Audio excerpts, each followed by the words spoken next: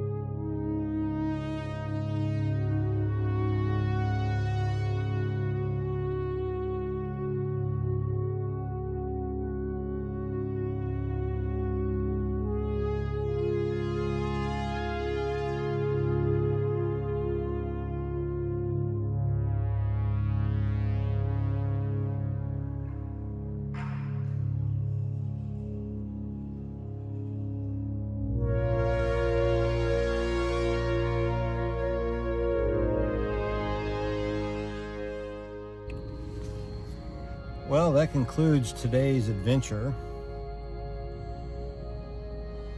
It was awesome. What a recharge. I'm so pumped to do some artwork now. It is, I'm speechless. There's some phenomenal stuff at the Museum of Fine Art in Houston. Just go. It's well worth it.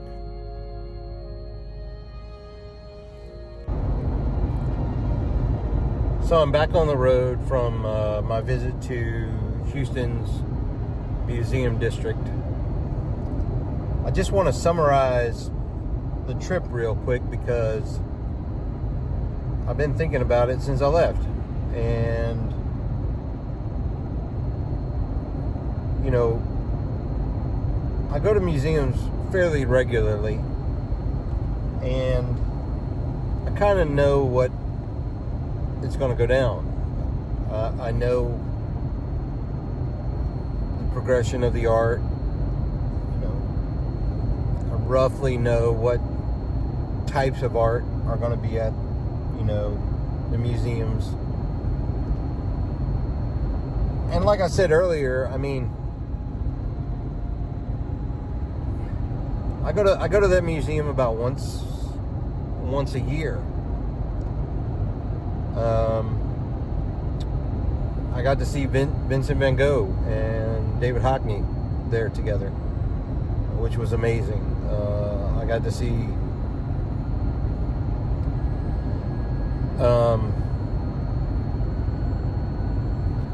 other well-known artists, impressionists, or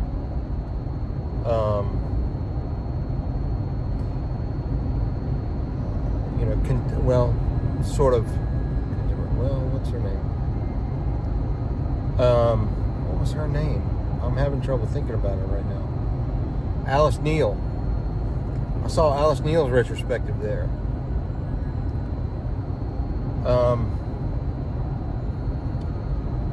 I've also seen some of their really elaborate traveling shows, like the Majesty of Egypt show, which actually had King Tut.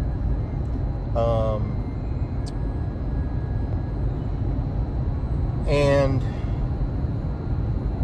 this is the first show, or first time going, in which I really focused on living contemporary artists. The name of the exhibition, or the special exhibition there, is called The Summer of Immersion.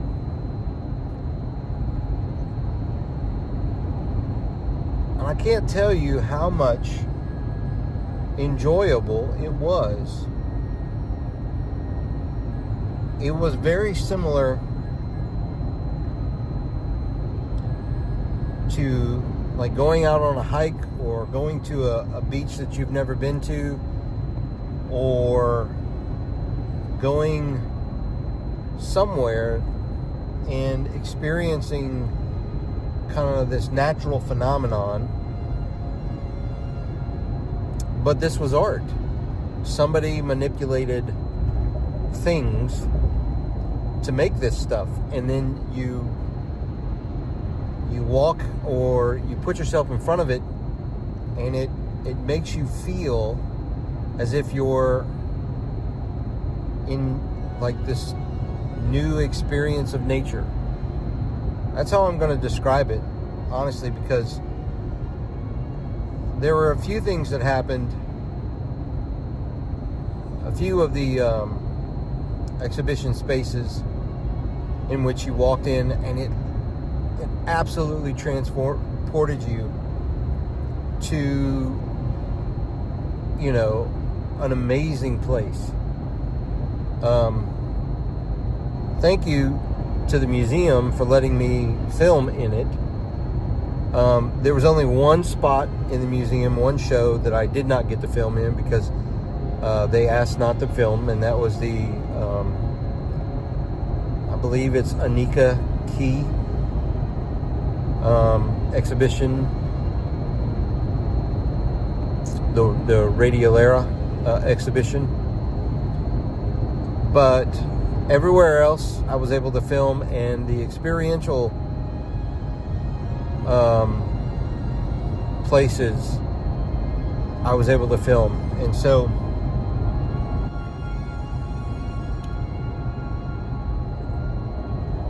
I have been I'm going to talk about my work now. I know a while back I said I'm no longer going to talk about my work, and I'm just going to make work and put it out. But I'm really jazzed. I'm really, really, really motivated to do stuff now. I think I have finally figured out, I've finally figured out the reason behind my paintings. I say that because for a long time I've been very conflicted about the intellectual component of my paintings. And all I've wanted my paintings to be is mostly an experience. And now that I've seen this show, and I see that there are artists out there really focusing on experientialness, even if that's not a word, that it's valid to do that. And I guess I've never felt the validity of just having my paintings be experiences. So I feel a little better now about what I want to do.